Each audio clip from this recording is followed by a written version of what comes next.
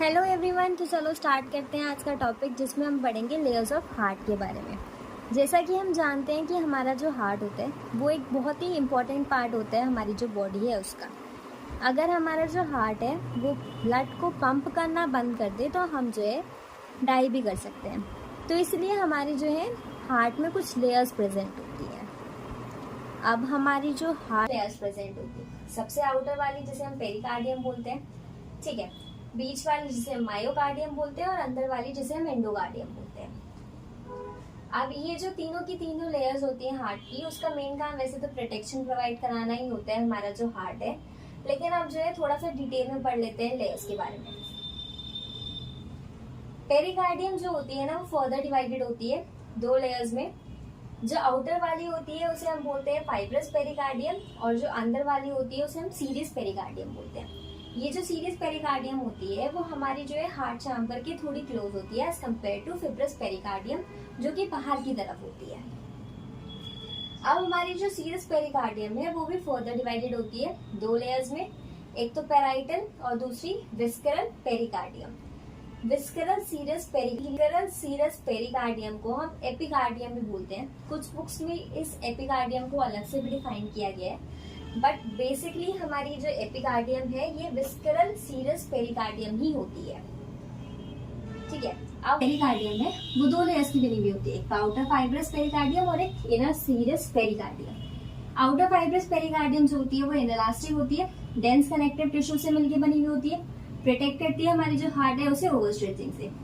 फिर आती है inner serous pericardium. Inner serous pericardium जो होती है वो दो लेयर्स होती है, ठीक है, जिसे हम बोलते हैं एक तो पेराइटल और दूसरी वाली होती है विस्करल।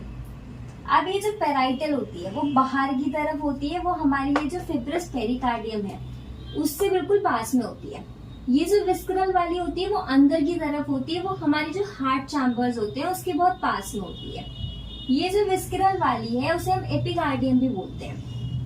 पेरिकार्डियल कैविटी क्या होती है? पेरिकार्डियल कैविटी एक ऐसी कैविटी होती है जो कि इन दोनों लेयर्स के बीच में प्रेजेंट होती है। कौन सी? पेराइटल और विस्करल के बीच में, ठीक है, जो कि भरी हुई होती है सीरस फ्लूइड से, जो कि हेल्प करती है ल्यूब्रिकेशन में और रिड्यूस करती है फ्रिक्शन को दोनों मेम्ब्रेन के बीच में, है ना हमारी। अभी हमने क्या पढ़ा? पेरिकार्डियम पढ़ लिया। पेरिकार्डियम के बाद जो दूसरी वाली लेयर आई वो है मायोकार्डियम, ठीक है। मिडल लेयर होती है हमारी जो हार्ट है उसकी, 95% ऑफ द हार्ट बनाती है, रिस्पॉन्सिबल होती है किसके लिए? पंपिंग के लिए रिस्पॉन्सिबल होती है। थिकेस्ट लेयर होती है हमारी हार्ट की, ये जो है आर्टरियम में थिनर होती है और थिकर होती है वेंट्रिकल्स में। सबसे ज्यादा थिकेस्ट होती है लेफ्ट वेंट्रिकल में। लेफ्ट वेंट्रिकल में सबसे ज्यादा थिकेस्ट क्यों होती है? क्योंकि लेफ्ट वेंट्रिकल से हमारा जो ब्लड होता है वो पंप होता है पूरी की पूरी बॉडी में, तो उसके पास जो प्रेशर होता है ना वो सबसे ज्यादा होता है। इसी वजह से हमारी जो मायोकार्डियम होती है वो थिकेस्ट होती है। इसी वजह से होती है वो थिकेस्ट होती है हमारी लेफ्ट वेंट्रिकल में।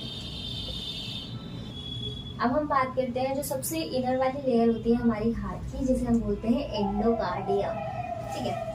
एंडोकार्डियम जो होती है ना वो एंडोथीलियम से बनी हुई होती है, इसीलिए इसे एंडोकार्डियम बोलते हैं, ठीक है। अब ये जो है इसका मेन काम क्या होता है? इसका जो सरफेस होता है ना एंडोकार्डियम का, एंडोकार्डियम जो होती है ना क्या होती है? सबसे इनर वाली लेयर होती है हमारी हार्ट की। हमारी हार्ट के जो चैम्बर्स होते हैं उसके सबसे पास वाली, तो ये क्या होती है? स्मूथ होती है। इसी वजह से ये प्रिवेंट करती है हमारा जो ब्लड कॉम्पोनेंट्स है कि वो हमारी जो है हार्ट वॉल से स्टिक ना हो जाए। देखो, अगर हमारा जो ब्लड का जो कॉम्पोनेंट है वो हमारी जो हार्ट की जो वॉल है उससे स्टिक हो गए तो क्या होगा? हमारा जो ब्लॉकेज भी हो सकता है या फिर हमारा डैमेज भी हो सकती है ब्लड वेसल्स, तो इसलिए ये जो है उसे प्रोटेक्ट करती है।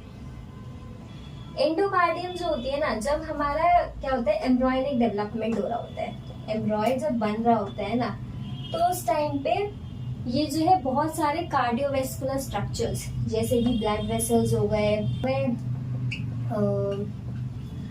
वेसल्स हो गए, हार्ट की वॉल्स हो गई, उन्हें बनाने में मदद करती है।